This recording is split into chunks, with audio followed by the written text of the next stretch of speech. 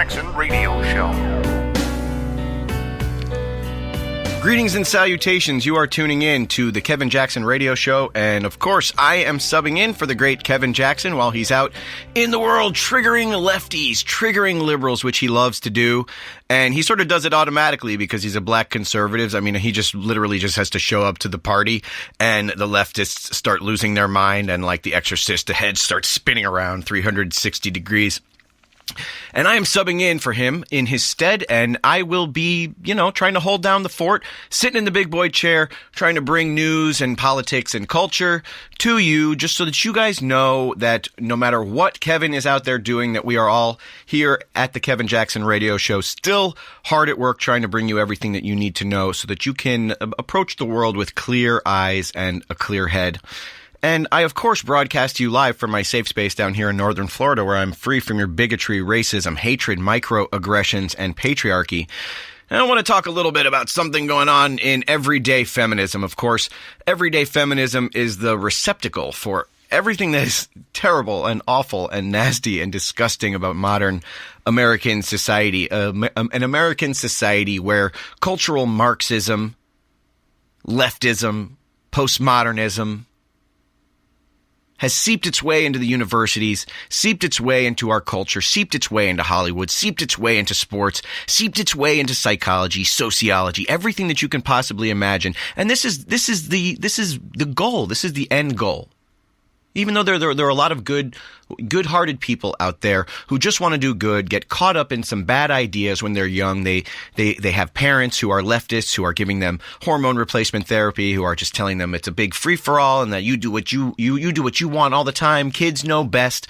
All that stuff, just be free spirit, and just make sure you do one thing. All you have to do in life, you can do anything you want in life. No right or wrong, no values whatsoever. But the one thing you do have to do is hate conservatives. And hate anyone that doesn't believe the same things that you do. Now, everyday feminism is a receptacle for everything that is terrible and awful about American society. And one of the things that I struggled with my weight throughout my life. I've spent a lot of time at the gym. I spent a lot of time trying to figure out how to manage it. I was not born one of those I wasn't born with skinny privilege, as the leftists might like to say, But I don't go around like hating skinny people. I don't go around hating skinny people. I realize that I have a specific sort of disadvantage. I've got a lot of advantages. I've got a good head on my shoulders. I understand things very well, but I wasn't born with like a Greek. I wasn't born looking like a Greek god. And there's just a lot of good reasons why someone might want to look like a Greek god. Muscles make you strong. Muscles make you able to do things. It's better to be muscular than to be flabby.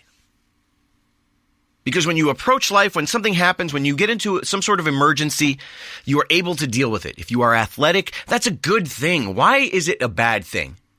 Why is being athletic a bad thing? Why is not being fat a bad thing? This is what the feminists want you to think. They think if you hit the gym, you're implicitly saying that fat isn't as good as skinny. This is how far we've come. Basic, fundamental biological facts about our health are denied, are pushed to the side, are marginalized. So that someone who wants to eat nothing but Twinkies and McDonald's all day long can feel good about themselves. And that's really what leftism is about, unearned values. Money is a value. Money is the solid form that you can use to transfer the work that you did at work to getting groceries at the end of the day or buying a nice house. Money is the solid form of the time that you spent trying to make something in life. And what does leftism want to do with money? They want to take it from you and give it to someone else. They want unearned values. And being skinny and being fit is no different than that. You have to earn being healthy. You have to make good decisions. You have to make good decisions about your body. Now we have all this business about fat shaming. You can't shame someone who's fat.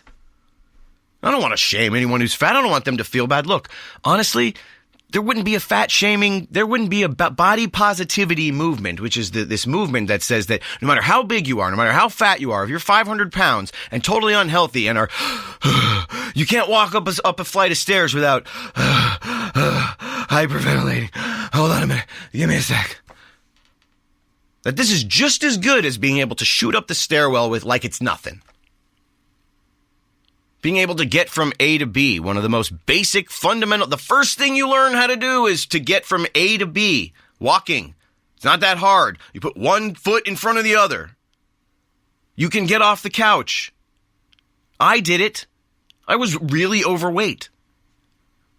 I felt terrible about myself, not because, listen, there are basic fundamental, people are wired to be attracted to certain things. Most people are wired that way. People are wired to be attracted to health. On a strictly, purely anthropological level, a man wants to know that when he inseminates a woman, that the child is going to be cared for, not just physically by the mom when the baby is born, but he wants to know that the baby is being fed well, so that the baby comes out strong and has advantages in life. And I'm sorry, but for moms and for dads, you can't just go around treating your body like John Bonham's nervous system and then try to make us all feel positive about it. There's an article in Everyday Feminism. Like I said, it's the receptacle for everything terrible. And it says 3 reasons why you can't have body positivity without feminism.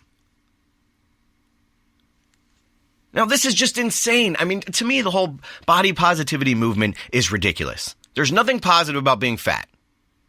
Name one thing that's positive about being fat, other than that you're attracted to that small portion of the population who has a fat fetish.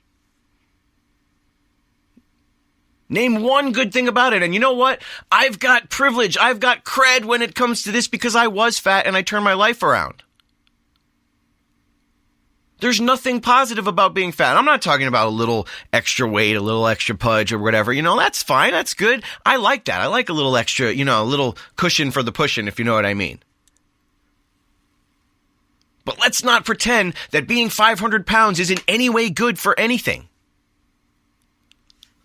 Now, you have a right to do whatever you want with your body. I do believe that.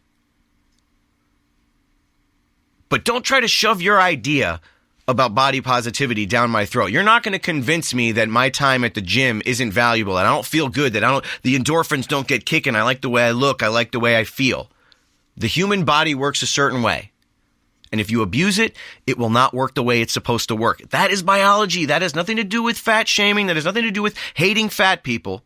But feminists, the feminists at Everyday Feminism, and this is most intersectional feminists, they want you to think that the only way that you can feel good about your body is if you're a feminist. Now, even a broken clock is right twice a day, because I think that they are right. I think feminism is so toxic. I think feminism is so cancerous that they reverse everything that is true and real about the world. That yes, body positivity is a feminist thing. You cannot be a body positive without a feminist. And when I say body positive, I don't mean that you feel good about yourself when you do something good for yourself, like go on a run or eat a good, wholesome meal. I'm talking about the body positivity, the movement that says that no matter how fat you are beautiful, or whatever. Everyone has to think that you are beautiful. And if you don't think that someone who is fat is beautiful, well, then you hate fat people. You are fat shaming. Now, only in a movement like feminism could something like body positivity come about. Because it reverses everything about biology that we know inside of our DNA. We know it. We know what we're attracted to. We know it doesn't come from a place of hate. But no, feminism says that your personal inclinations, your personal predilections are social constructs. You don't really find your girlfriend attractive.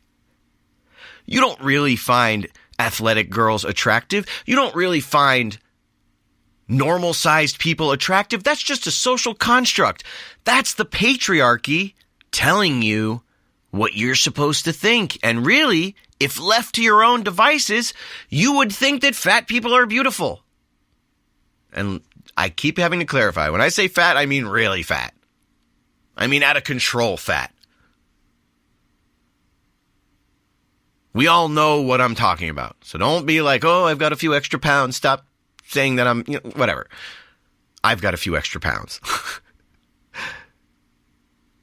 But let's not turn our backs on biology. Remember, these are the same people that think that they can change a man into a woman and a woman into a man just by putting a bunch of hormones and chopping off some parts. Now, if my attraction to girls who can move around without hyperventilating is some sort of social construct, then I wouldn't necessarily bash the idea of social constructs. They keep people alive. We'll be right back. Kevin Jackson on the Black Sphere Radio Network. Do you owe back taxes to the IRS or state? The secret to avoiding the IRS nightmare is to seek professional representation. My friends at Security Tax Associates provide the most cost-effective and ethical representation in the industry while helping to avoid seizures, levies, and wage garnishments. Security Tax Associates is here to ensure that the appropriate steps are taken to permanently eliminate any possibility of future tax burdens once and for all. For a free, no-obligation consultation, contact Security Tax Associates, 844-779-4177. That's 844-779-4177. 844-779-4177. Or visit them at securitytaxassociates.com.